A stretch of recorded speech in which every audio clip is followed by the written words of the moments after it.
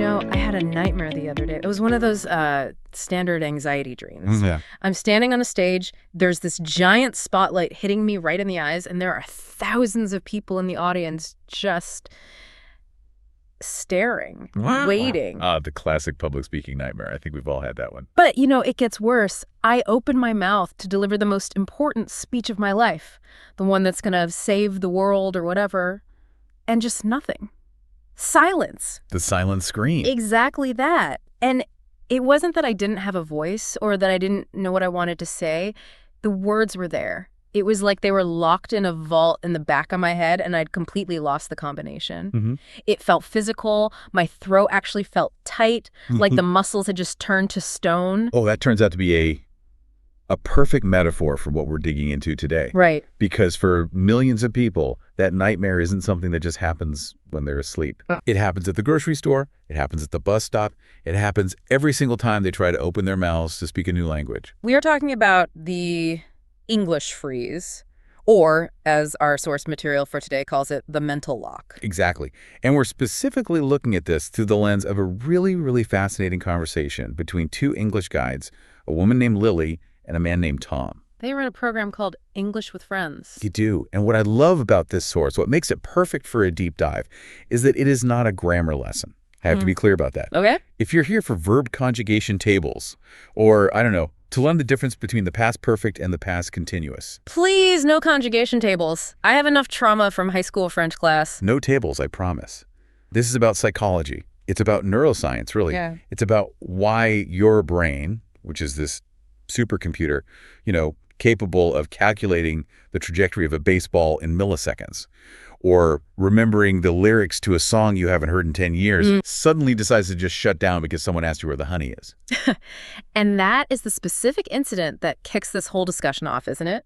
Tom, who is a guy who literally teaches English for a living, he confesses to this moment of total abject failure. It's a really brave admission. I mean, usually teachers like to present themselves as infallible, Right. They have all the answers. But Tom, he just opens up the hood and shows us the engine failure.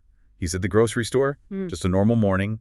He's probably thinking about what to make for dinner, maybe checking his shopping list. The stakes are incredibly low here. This is not a job interview. He isn't negotiating a peace treaty. No. He's buying milk. Exactly. And suddenly the test begins. A tourist approaches him. And we've all been there, right? You see someone walking towards you with that look in their eye. Oh, yeah. The I am lost and I'm going to ask you a question look. The dreaded, unexpected interaction. And the tourist asks a very, very simple question. Excuse me, where can I find the organic honey? Now, let's just analyze this for a second. This is not a question about astrophysics. Yeah. It isn't a debate about 18th century philosophy. It's a simple location question. Where is the honey? And Tom knows the answer. That's the most tragic part of this whole story. In the source, he says his brain immediately fired back with the data. Aisle 4, next to the jam. So the processor's working. The processor's working perfectly. He had the map right there in his head. But the output unit, Too. it failed. Completely. He says he stood there like a frozen statue, just stared at the guy. His mouth wouldn't move. I think that imagery, the frozen statue, it's so powerful because it captures the helplessness of the situation. Right. You're not choosing to be silent. You are locked in silence. Yeah. It's a paralysis. And Tom describes feeling defeated. He says his ego was bruised. And I think that's a distinction we really need to parse here. You said he knows the English, so this isn't a knowledge problem. That is the absolute crux of it. It is not a data storage problem. The data is in there. It's an access problem. It's a retrieval failure under pressure. Ah, okay. And Lily, the other guide in our source, she identifies this immediately. She points out that the stress of the interaction, even that tiny bit of social pressure, it severs the connection between the knowing part of the brain and the doing part of the mouth. It feels like when you have a file on your computer, but the computer freezes when you try to double-click on it. Yes, that's it. The file is there. You can see it. You just can't open it. Precisely. And the emotional fallout is real. Tom mentions feeling like a beginner all over again. And remember, this is an advanced speaker. He's a teacher. He's a teacher. But in that one high-pressure moment, the gap between knowing and using became this huge canyon he just couldn't cross. So today's deep dive is essentially a troubleshooting session for that very connection. We're going to look at how to rewire the brain so that the bridge doesn't collapse the next time a stranger looks at you. Exactly. We are engaging with a protocol they call the listening and speaking secret. And a fair warning to everyone listening right now. Some of this is going to sound backwards. Well, Lily's advice for speaking better actually involves shutting your mouth for a while. Interesting. Okay, well, before we get to the cure, I want to talk a little bit more about Lily's reaction to Tom's story. Because if I told my English teacher I just froze up, I feel like I would get a lecture. Oh, for sure. You need to study more, you need to practice more. Right. The traditional response is to just double down on the work. More flashcards, more grammar drills. Yeah. But Lily doesn't do that. She laughs. She laughs. Gently, She laughs with him, not at him. And she says, I have been there too. And that validation has to be huge. It immediately reframes the problem. This isn't just a Tom problem. It's a human problem. Yeah. Even people who are very, very advanced in a language have days where the gears just grind to a halt. Exactly. And this brings up the community aspect that's mentioned in the source material. Lily and Tom make a point of inviting the listener into this struggle with them. Right. They ask people to subscribe and like and share. But not just for the algorithm, They talk about building a safe space. I liked that phrasing. A safe space where it is okay to be a statue until you are ready to talk. Yes. That just takes so much pressure off. It normalizes the failure. It basically says, hey, freezing up is part of the process. You aren't broken. You're just buffering. Right. You're just buffering. I love that. And by sharing their conversation, by engaging with it, you're acknowledging that we're all in this boat together. It stops being a solitary shame and becomes a shared challenge. Okay, so we have the diagnosis. Tom has the mental lock. The pressure of the moment disconnected his brain from his mouth. So now, let's get into the cure. Tom's standing there, frozen. His ego is bruised. He wants to fix this. Of course. And his first instinct, which I think is the instinct for all of us, is to just try harder. The brute force method. Exactly. He says, okay, I'm going to listen to the BBC News every morning while I eat breakfast. I am going to force feed my brain high-level English until it just sticks. And this is such a common trap. You hear it all the time. All the time. We call this the immersion myth. We're told that if we just surround ourselves with the language, eventually we'll absorb it by osmosis. Right, like you're a sponge in a bucket of water. Just sit there and soak it up. But Lily, well, she basically tells him that is useless. She just shuts it down. Shuts it down immediately. She asks him a very simple but very cutting question. Do you understand it? And Tom's answer is honest, at least. He admits, no, but I'm listening. And that, right there, is the fatal flaw. Lily explains that if the input, the stuff you're listening to, is 100% too difficult, your brain doesn't treat it as language. So what does it treat it as? It treats it as noise. She compares it to a vacuum cleaner, which is harsh, but I kind of get it. Think about it from a biological perspective for a second. Your brain is an efficiency machine. Okay. Its primary job is to filter out irrelevant data so you can focus on survival.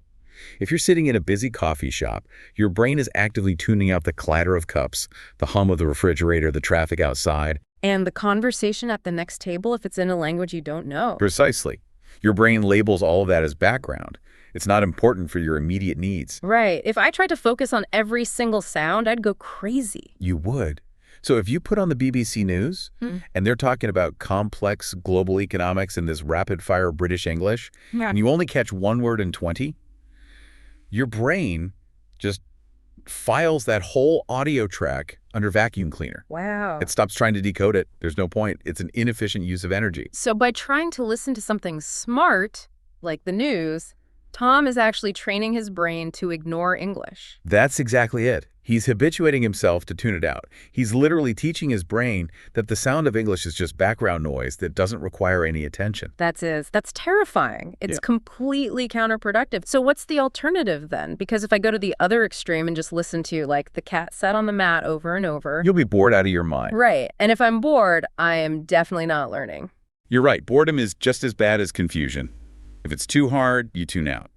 If it's too easy, you tune out. So there has to be a middle ground. There is. And this brings us to what you could call the Goldilocks zone. Not too hard, not too easy. Lily introduces a technical term here that is the absolute cornerstone of her entire method. Okay, what is it? Comprehensible input. Comprehensible input. It sounds very academic. It is a concept that's been around in linguistics for a while. It's often associated with a linguist named Stephen Krashen. But Lily breaks it down into a very simple, very practical rule of thumb. Okay. The 70-30 rule. Let's unpack this rule. What do those numbers actually represent? Okay, so ideally, when you're listening to something to learn, you should already understand about 70% of it perfectly. 70%. Yeah, it should feel easy, comfortable. You should know who the people are, what they're generally doing, what the context is. You're following the story. I have to play devil's advocate here for a second. 70% sounds, well, it sounds easy. If I already understand most of it, aren't I just coasting? Don't I need to feel the burn to know that I'm learning, like in the gym? That is the no pain, no gain fallacy applied to linguistics. And it's a trap. The brain doesn't learn language through pain. It learns through pattern recognition. If you have that 70% context, your brain feels safe. It relaxes. And because it understands the context, it can automatically start to guess at the meaning of the remaining 30%. So the safety allows for the growth. Exactly. That 30% is the growth zone. Let me give you a quick example. Imagine you hear a sentence in a story. The man was so angry he slammed his fist on the glorp. Okay, glorp is definitely not a word. Let's pretend it is. It's a new English word you never heard before. Now, because you understood man, angry, slammed, and fist, that's your 70%, your brain automatically starts to triangulate the meaning of glorp. Well, if he slammed his fist on it, it's probably a table or a desk, maybe the wall, something hard. Boom. You just learned a word, or at least the category of a word, without ever opening the dictionary. You learned it purely through context. I see. That is the power of the 70-30 rule. Now, if you didn't understand angry or slammed, if the sentence was mostly gibberish, glorp would just be another random sound. But the context unlocks the meaning. Okay, that makes perfect sense. You are using the known to decode the unknown. So if Tom shouldn't be listening to the BBC, what does Lily suggest instead? She gives some really specific examples in the source of what this 70-30 content actually looks like. She does. And her first suggestion is something called graded readers. These are books, right? I've seen them before. Usually books that come with an audio component. They're classic stories or news stories that have been rewritten specifically for language learners, level 1, level 2, and so on. Right. They use simpler vocabulary and less complex grammar structures so that you can hit that 70% understanding mark without struggling. It's like lifting weights that are heavy, but not so heavy that you're going to drop them on your foot. It allows you to actually complete the rep, to feel successful. Exactly. Her second suggestion is my personal favorite, and it really touches on how our modern world makes learning so much easier than it used to be. What is it? Vlogs about specific interests. Vlogs, like on YouTube. Yep. She gives the very specific and slightly funny example of a video titled, How to Wash a Cat. How to wash a cat. It sounds a little ridiculous. Why on earth does she pick that? Because of the visual context. In psychology, we call this dual coding. You are giving your brain two separate streams of information at the same time. Your eyes and your ears. Right. If you're just listening to the news anchor, all you have is a talking head and the audio stream.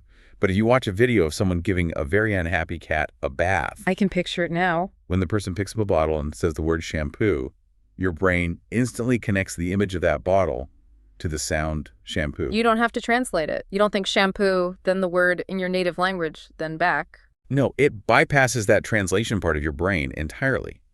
The visual provides the 70% context so the audio can fill in the 30% vocabulary. It's incredibly efficient. And her third suggestion is learner podcasts. Right.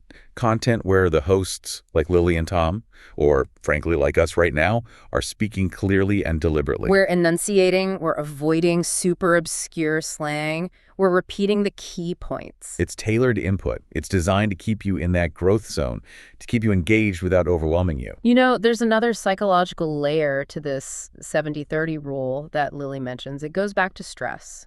And I think this relates back to the nightmare I had, that feeling of being frozen. This is absolutely crucial. She tells Tom, if you feel lost, stop. Just stop. Stop. Don't punish yourself. She says a stressed brain cannot learn to speak. That, again, goes completely against the push through the pain mentality we're all taught. It does. But think about it. When you're listening to the BBC and understanding almost nothing, your brain is panicking. It's in a state of high cognitive load. It's basically in fight or flight mode. Right. It's not open to absorbing new patterns or vocabulary. It's just trying to deflect the noise and survive the experience. So the goal is always to keep the brain relaxed, If you're following the story, you stay calm, and if you stay calm, the learning gates are open. Exactly. It shifts listening from being a test that you can fail to just an experience that you have. You aren't testing yourself on every single word. You are just enjoying the story. Okay, so we fix the input. Tom throws out the BBC and starts watching cat washing videos. His brain is relaxed. He's soaking up all this comprehensible input. But I have to ask the obvious question here. Go for it. Listening is still passive, isn't it? It is. You can listen for 10 years and still not be able to speak. Exactly. So how do we get the mouth moving? How do we actually fix the statue problem? Because understanding the word shampoo is one thing. Looking a tourist in the eye and saying it is in aisle 4 is a completely different skill. This is the pivot. This is where we move from input to output. And Lily says, speaking is like going to the gym. The gym analogy, I like it. You can read all the books you want about weightlifting. You can watch hundreds of videos of other people lifting weights. That's the listening part. Sure. But until you actually go to the gym, grab the bar, and lift the weight yourself, your muscles will not grow, period. You cannot think your way into having big biceps. It doesn't work. And you cannot think your way into having a better accent or speaking more fluently. Speaking is a physical act. It involves your diaphragm, your throat, your tongue, your lips, your jaw. These are all muscles. They are all muscles. Yeah. And like any muscle, they need to be trained to move in new and specific ways to produce the sounds of English. So what is the exercise? What is the equivalent of a bench press for language? Lily introduces her first major technique for this, a method she calls shadowing. Now, I have heard of shadowing. It's pretty common advice out there, but Lily seems to be very, very specific about the technique. It sounds like a lot of people do it wrong. They do. The common way people try to shadow is this. They listen to a full sentence. They press pause on the audio. Then they try to repeat the sentence. That's exactly what I would do. Listen, pause, repeat. It gives me time to think and get it right. But think about what your brain is actually doing in that pause. Yeah. You listen. You store the sentence in your short-term memory, and then you recite it from memory. Right. That's a memory test. It's not a speaking drill. You're engaging the cognitive brain, the thinking brain, not the physical brain. Exactly. Lily wants you to be a parrot. A shadow doesn't wait for you to stop moving before it starts to move. It moves with you. It moves with you. So she wants you to repeat the words while the original speaker is still talking. So you're speaking almost at the same time. Yes. You should be just a split second behind them, like you're stepping on their heels as you walk. Tom asks a really good clarifying question here in the source. He says, so if you say the weather is lovely, I should be saying it right behind you, overlapping. And Lily says, yes, absolutely. But then she gives the key constraint that changes everything. This is the one rule that makes shadowing actually work. It's the rule. Don't worry about grammar. Wow. That is so hard for language learners. We are obsessed with grammar. We want to know why the verb is in that tense. We want to know why it's lovely and not lovingly. But that intellectual analysis is what causes the mental lock in the first place. If you are stopping to think about grammar, you are slowing down. You're freezing. Shadowing is not about intellect. It is about physique. Physique. It is about getting your tongue, your lips, your jaw to physically move in the shapes that English requires. She also mentions copying the music of the voice, the emotion, the speed, the intonation. Yes. Yeah. Every language has a rhythm, a melody. English has a certain music to it. It goes up at the end of questions. It stresses certain words in a sentence. Shadowing teaches you that melody by forcing you to copy it in real time. So you aren't constructing a sentence piece by piece. Yeah. You're just mimicking a sound. It sounds chaotic when you first try it. You'll be stumbling over words. The weather is nice. Right, I can imagine. But what it does is it completely bypasses your analytical brain. If you're shadowing that closely, you don't have time to think, wait, was that a past perfect verb? You don't have time to analyze. You only have time to act. You're just surfing the sound wave. That's a great way to put it. You're building muscle memory. Think about a pianist practicing scales. Okay, piano scales. When a great pianist is playing scales, they aren't thinking about the music theory behind every single note. They're not thinking, okay, this is a C, and this is a D, and this is an E. No, it's automatic. It's automatic. They are training their fingers to know the physical distance between the keys. They're making the movement reflexive. So that when they actually have to play a concert, their fingers just know where to go without thinking. Exactly. Shadowing is scales for your tongue.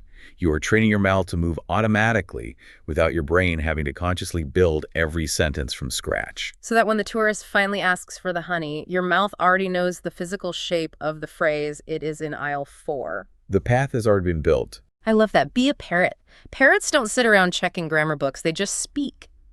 And once you've done your shadowing practice, once you've done your scales for the day, Lily introduces her second secret method for training the mouth.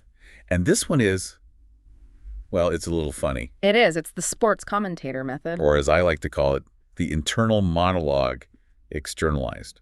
Lily tells Tom to start narrating his own life, just out loud. Yeah. And Tom gives this hilarious example in the source. He says, Tom is opening the fridge. He is looking for milk.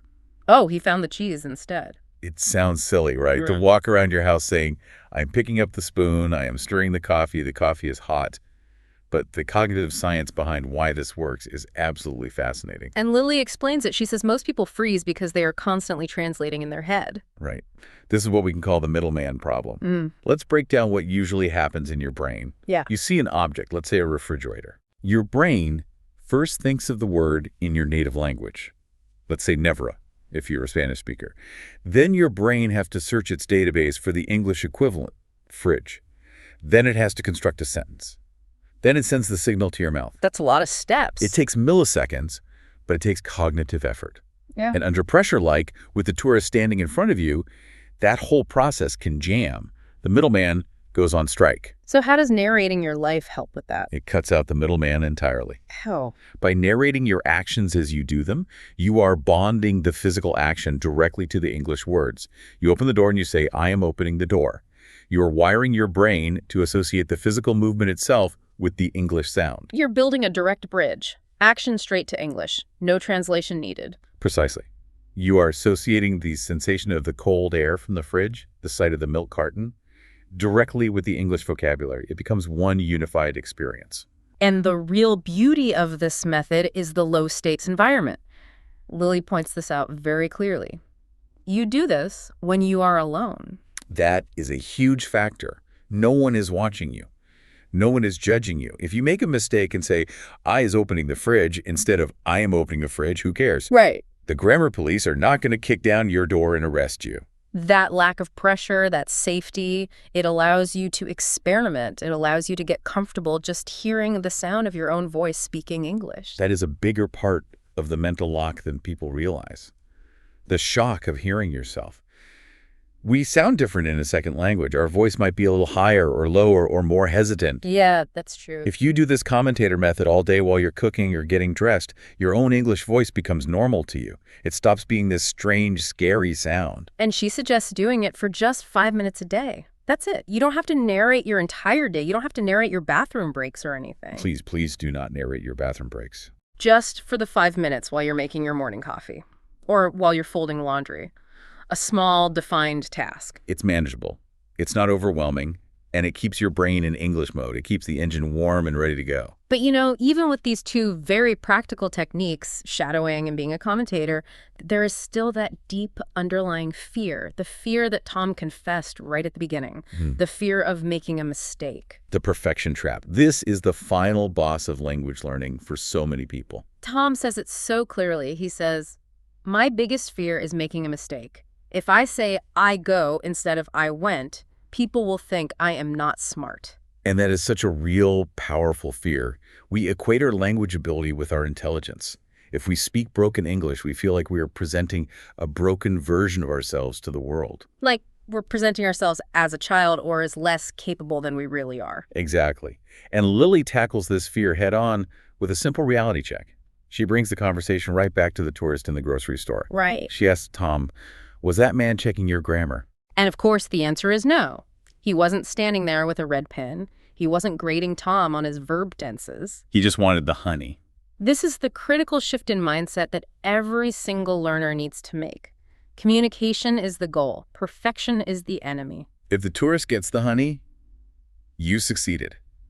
That's a win. It doesn't matter if you said, honey is aisle 4, or go aisle 4, honey, or if you just pointed and said, honey, there. If the message is received, you win. In the real world, function always beats form. But we're trained in school for 12 years or more to think that every little grammar mistake is a failure.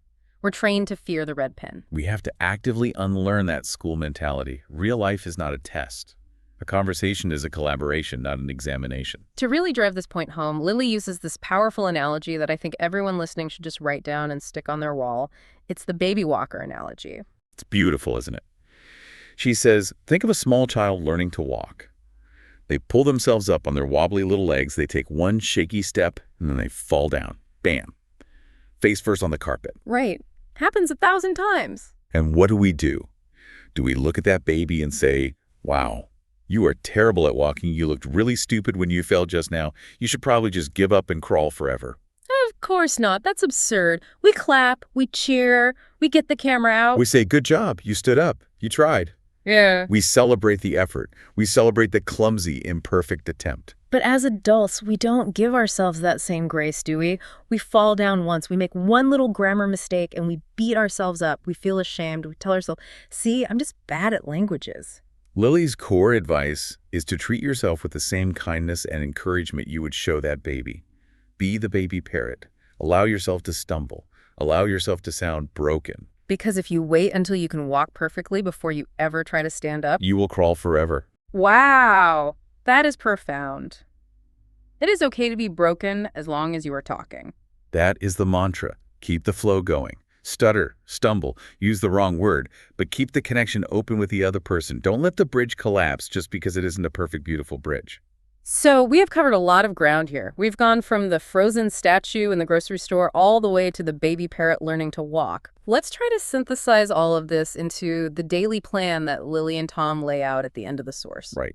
If you're listening to this and you actually want to unlock your English, here's the prescription. It's a 4-step daily protocol. Okay, step 1, the listening strategy. That's the 70-30 rule. First, stop listening to noise. Stop listening to the BBC News if you don't understand it.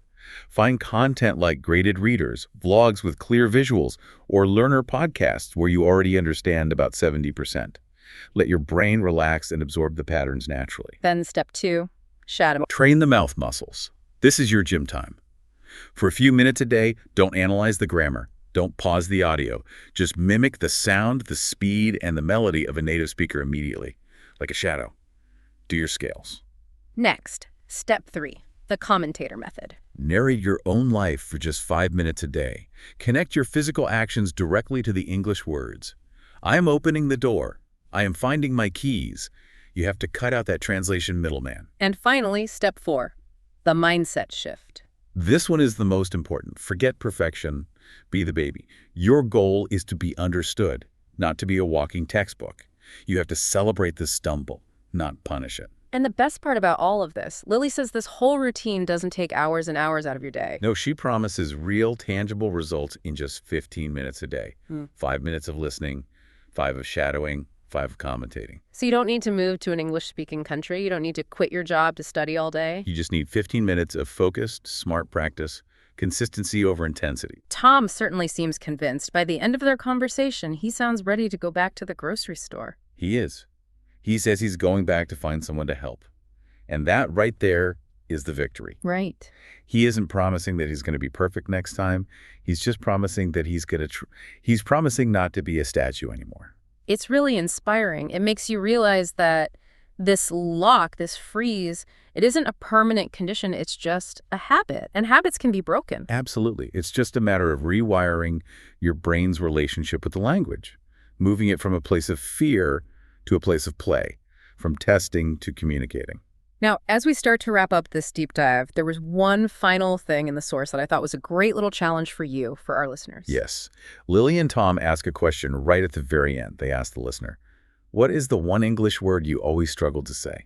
We all have one, don't we? That one word that just feels like your mouth is full of peanut butter when you try to say it. For me, when I was learning Spanish, it was refrigerator. I could never roll that first R correctly. For a lot of English learners, it's words with difficult sounds, like squirrel or rural. Oh, rural is just mean. That's a hard word, even for native speakers sometimes. So I want to encourage everyone listening right now. Identify your word. What is your personal struggle word? Don't hide from it.